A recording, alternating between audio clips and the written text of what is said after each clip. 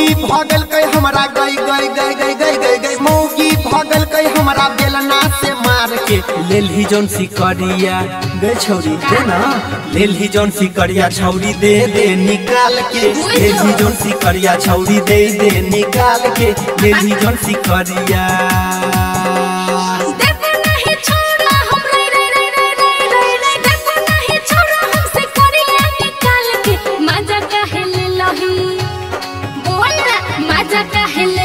तू टंगरी पसार के मजा काहे ले लही तू टंगरी पसार के मजा काहे ले लही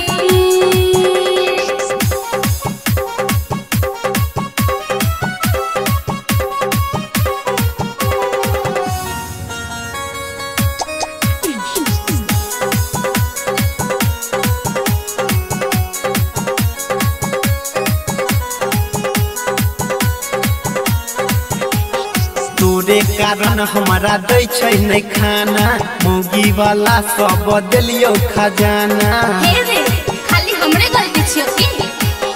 सपना देखल ही देबो मंगिया सजाई डोर लगे छौरा रे बन जइबै माई पैसे के मुहवा हमरे रे रे रे रे रे पैसे के मुहवा देखइबै भतार के मजा काहे ले लही रे छौरा बोला मजा काहे ले लही तू टंगरी पसार के मजा काहे ले लही तू टंगरी पसार के मजा काहे ले लही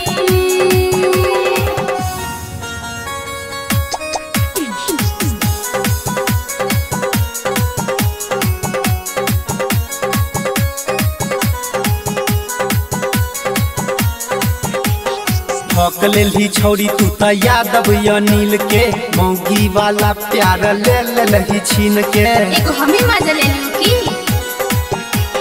हिक भरल ले लही तू ओहनी ला सार के राइटर बिना लाल कर दे लही गाल के आज काहे जाय छोही रे रे रे रे रे रे आज काहे जाय छोही हम के बेसार के मजा काहे ले लही